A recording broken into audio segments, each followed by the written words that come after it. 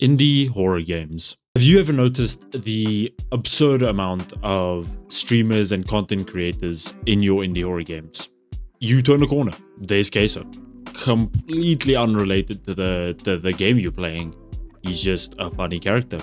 He's a big guy that likes pizza, because all horror games also seem to have pizza in them, because of all the same assets they use. Yeah.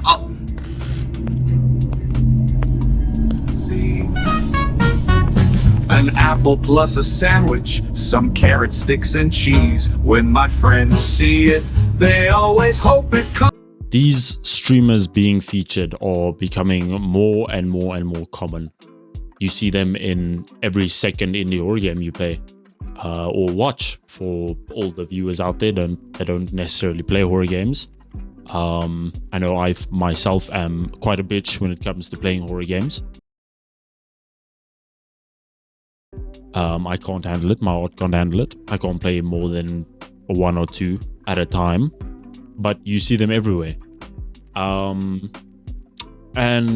you know, there's a reason for that. I'm in the drive-thru of Burger King. Now, I'm not speaking about clip farming as in Jinxie or Marlon or, you know, Adapt, all these guys doing these things to, you know, gain attraction to what they are doing, to get people into their lives or whatever they're doing, or their YouTube videos.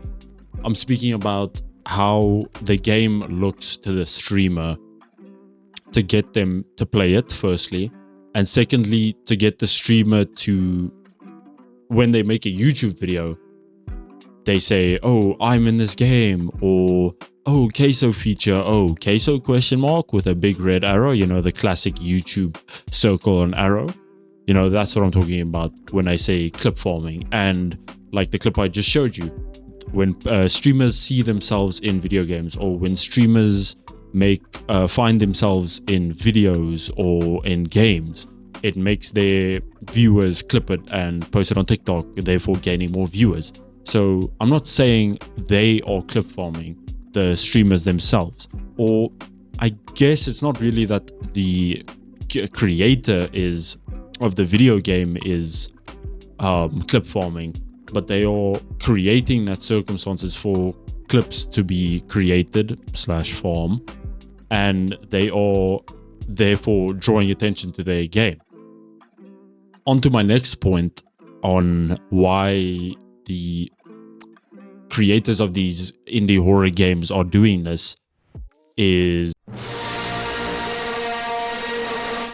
now what I mean by appreciation is all these small indie horror game creators, they have gotten big or gotten traction and the ability to create more games or better games, whatever you want to call it.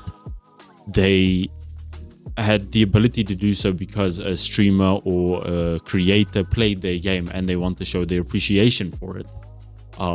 So they use the streamer in a new game to show appreciation for an old game they played. So a lot of the times you'll have the same creator of a previous game that, let's say, Queso played, and in the next game they said, well, Queso gave me a lot of recognition, Queso gave me a lot of exposure because of this new this game that I created, so I'm going to put him in the next one. I'm going to give him a feature, even though it was unasked for, unpaid for and everything.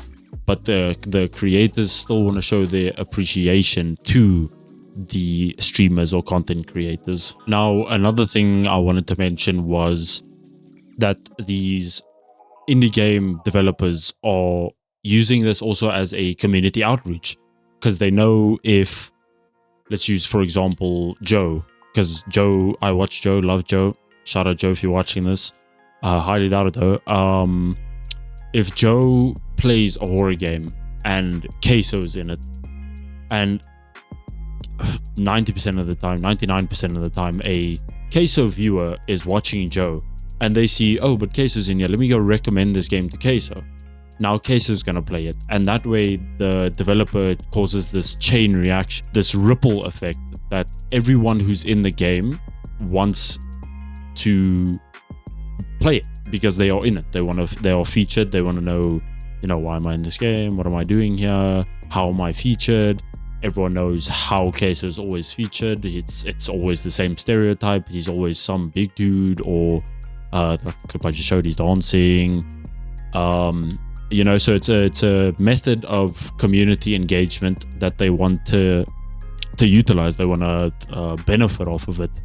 So by including a content creator or a streamer in it, and the same can be said for YouTube videos. You get a lot of YouTube videos. I'm sorry, I'm guilty. I just did it. You mentioned Joe Bartolozzi.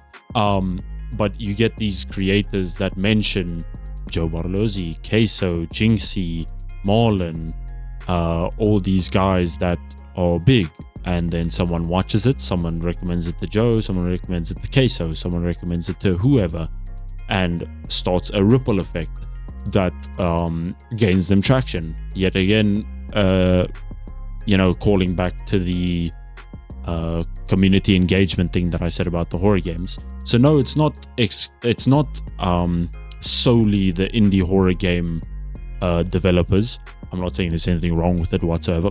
I just did it, so you know, but it's one of the methods they use. But does it actually work? Now the question if it actually works can be answered by one developer, 616 Games. Now they have at least 6 that I can count games that feature Queso.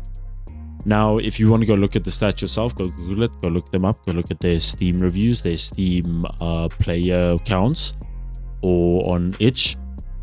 They have at least 6 games where Queso is featured. Now if you go look at all those counts and those reviews and the playtime and what have you, you will find that they do perform because Queso plays them. Queso draws attraction to them because they mentioned Queso. Then there are also fan-made games. You get games like Crazo or Jinxie, which is a very old indie horror game that actually used Jinxie's face in a texture that caught him completely off guard. So yes, if you ask me if this actually works, yes, I believe so, because I've seen it countless times. And you know, I've watched it countless times. Now, as my last and final point, I just want to make a visual display to explain it better, how all of this works. Basically, it's a cycle. Now, I'm going to throw a diagram on screen to tell you exactly how it works. So it starts off with a developer for an indie horror game, developer for an indie game. This developer creates a horror game. Obviously, that's the next step. Then the next one is a streamer plays it. Now, this doesn't necessarily have to be the streamer plays it because of a reference, though a feature in the game. But in some way or another, the streamer plays it, the game gets engagement, and the developer is grateful. So they make more sales, they make more money, they make a new game, which is the next step. And then in that new game, they maybe reference this new creator or, you know, Queso probably. And then the streamer plays the next game a month or two later after the first one, you know, popped off. And then the cycle just repeats itself back again. So, you know, it works. If it works, it works. This is how we get indie games. This is how we get indie developers to become better, to become, you know, more motivated, because it can be quite discouraging for any creator of that kind. So just as a message to all the small creators out there, I myself am a small creator. It is, almost want to say debilitating to not have any traction, but, you know, just keep trying. You know, you got to keep doing what you can. And as this is also as a message to myself in the future, keep going. You got this. It won't, you know, be better immediately. Maybe it'll take some time. It'll take hard work, but, you know, it all works. And I just want to say thank you for watching. If you like this video, please hit the like button, subscribe, whatever you got to do. Share this with your friends if you agreed with the message of this video. And let me know in the comments if you want me to make some more points of some other interesting topics in the social media space. I actually genuinely do enjoy creating these videos. And yeah, thanks for watching. See you guys in the next one.